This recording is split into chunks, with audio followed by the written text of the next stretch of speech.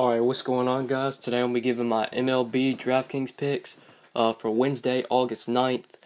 For Wednesday today, we got a 10-game main slate. This slate is definitely interesting today. We do have some good pitching options up top. We got 3 guys over 10K. We got a lot of mid-range options as well today, and a couple of value pitchers, so definitely have some pitchers at all price ranges that you can target. And then the bats. There are a lot of good cheap bats that I like today. I don't see a ton of bats that I'm really trying to spend up for. One of my favorite stacks on the slate is a very cheap stack, so I think you'll be able to pay up for pitcher rather easily today. Or you can at least target 2 pitchers at the mid-range and then still have a ton of salary to work with.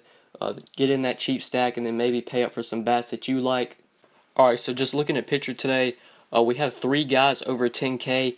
We got Gio Gonzalez pitching at home against Miami, Zach Greinke at home against the Dodgers, and Justin Verlander at home against the Pirates.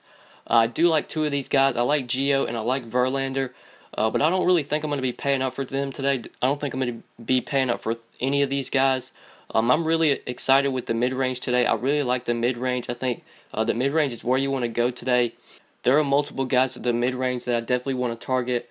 One of those guys starting off is Alex Wood at 9,700, getting a matchup against the Diamondbacks.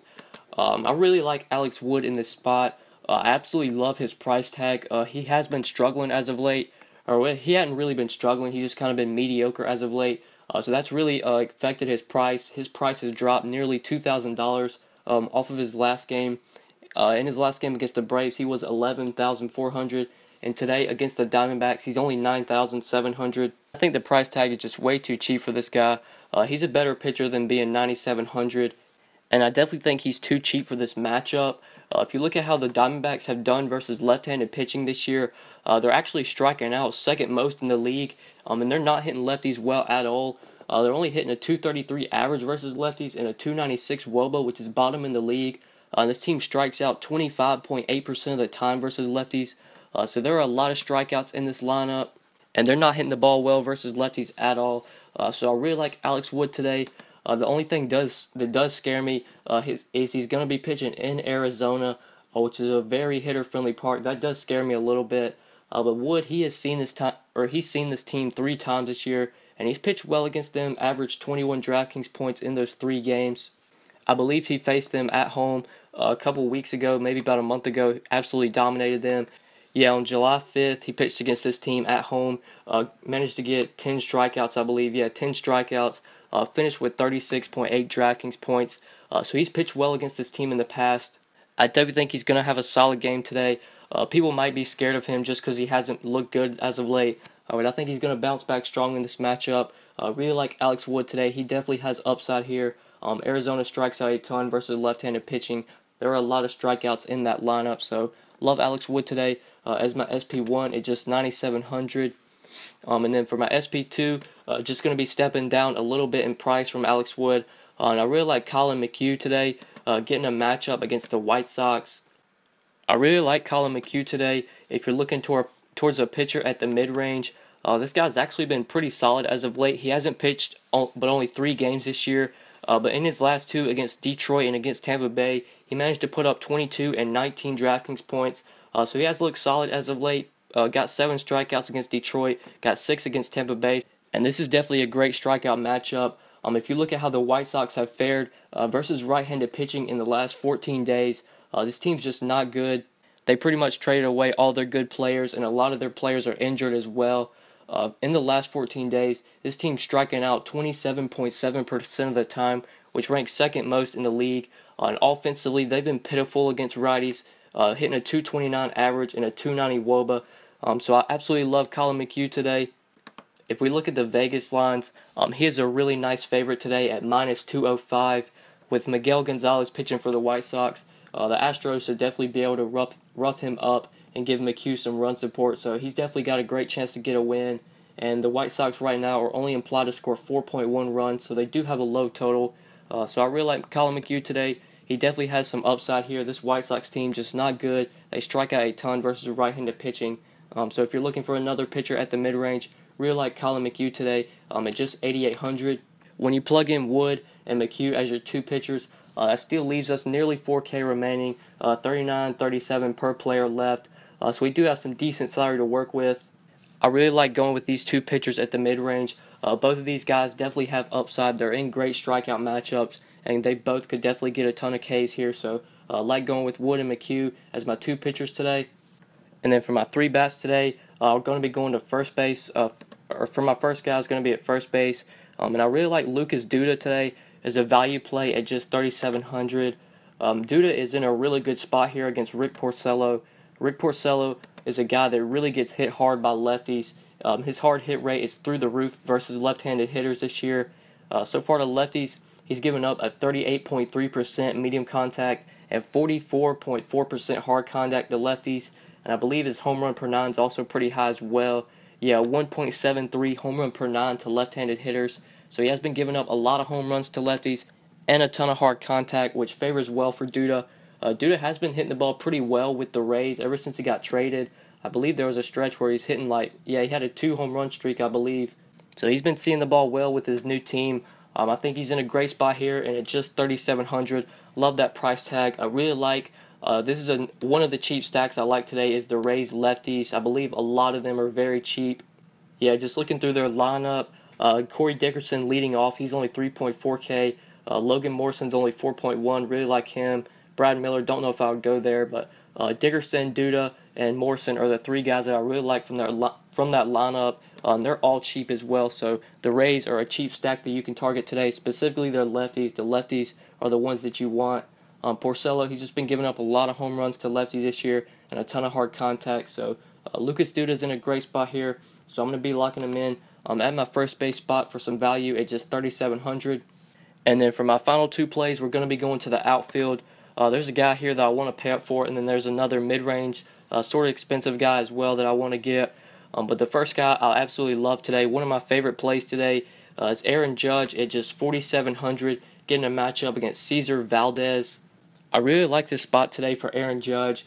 People might overlook him just because he's been on a little bit of a cold streak ever since the All-Star break. But he's in a great spot here against Valdez. If you look at this Valdez guy, he's been giving up a ton of home runs to righties this year and a lot of hard contact. And the WOBA is also through the roof as well. He's given up a 464 WOBA to righties this year. It is a pretty small sample size. He's only pitched 17 innings against righties. But in those 17 innings, a 464 WOBA, a 3.18 home run per nine to right-handed hitters this year, and then a lot of hard contact, 37.9% medium contact, and 53.5% hard contact. So in the limited amount of time that Valdez has pitched this year, the dude's just been getting absolutely crushed.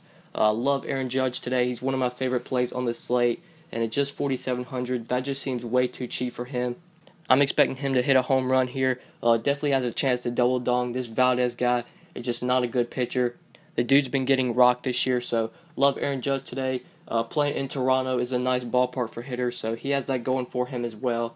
So if you're looking for a guy to pay up for at outfield, definitely consider Aaron Judge today at just 4,700. And then my final play is going to be a little bit cheaper than that. A guy towards the mid-range I really like today is Ryan Braun at 4,300, getting a matchup against Bartolo Colon.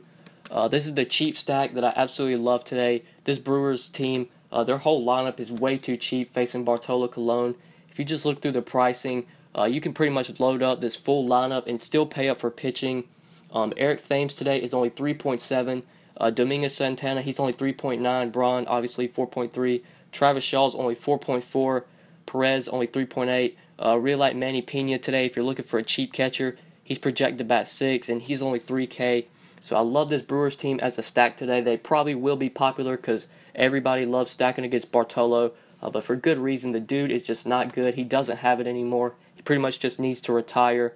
If you look at how he's given up WOBA to lefties and righties, the WOBA is through the roof. 374 WOBA to lefties and a 407 to righties. And Bartolo, another guy that gives up a lot of home runs, 1.65 home run per nine to lefties and 1.44 to righties.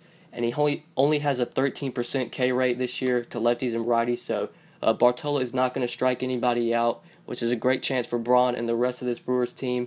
They're going to have a great chance to put the ball in play. And when lefties and righties are putting the ball in play against Bartolo, it's a lot of hard contact. Not as much to righties, but to lefties, 44% medium contact and 40% hard contact. and then to righties, 46% medium and 30% hard contact. So Bartolo is just not good. The dude gives up a ton of home runs and a ton of hard contact. So Ryan Braun is in a great spot here, along with this whole Brewers lineup. Braun also has some nice BVP going with him today. He's seen Bartolo 12 times, and in those 12 at-bats, he's got 5 hits, and 2 of those hits were home runs. He's batting .417 against Bartolo in 12 at-bats, so absolutely love Ryan Braun today. He's just too cheap for this matchup. 4,300 going up against Bartolo Colon in Miller Park, in that hitter-friendly park. Ryan Braun is a really good mid-range play. You can target outfield for just 4,300 today. And yeah, so these are my 5 plays for tonight, guys. I went with Alex Wood, Colin McHugh, Lucas Duda, Aaron Judge, and Ryan Braun. When you plug these 5 guys in your lineup, that still leaves you 3,700 remaining per player, which does seem a little low. But like I said, guys, I love these Brewers today. They're very cheap, so if you need to fill out the rest of this 5, you can consider some of these Brewers bats that are very cheap. So you can definitely still make a lineup around this 5. Or if you want to get my full lineups, then be sure to follow me on Twitter at the DFS_GOAT.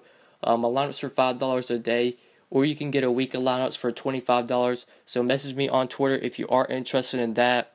Or if you just have any questions about the slate, or you need to ask me something, you can contact me on Twitter as well at the DFS_GOAT. But yeah, that's pretty much it, guys. Thank you so much for watching. Please be sure to like the video and subscribe if you enjoyed.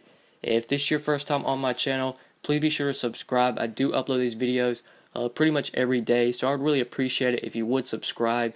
And if you never want to miss out on any videos, if you scroll down to where the subscribe button is, there is a bell icon. If you click that little bell, that'll actually notify you every time I upload. So be sure to do that as well if you never want to miss out on any videos.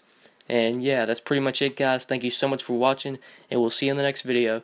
Good luck tonight, guys. Peace.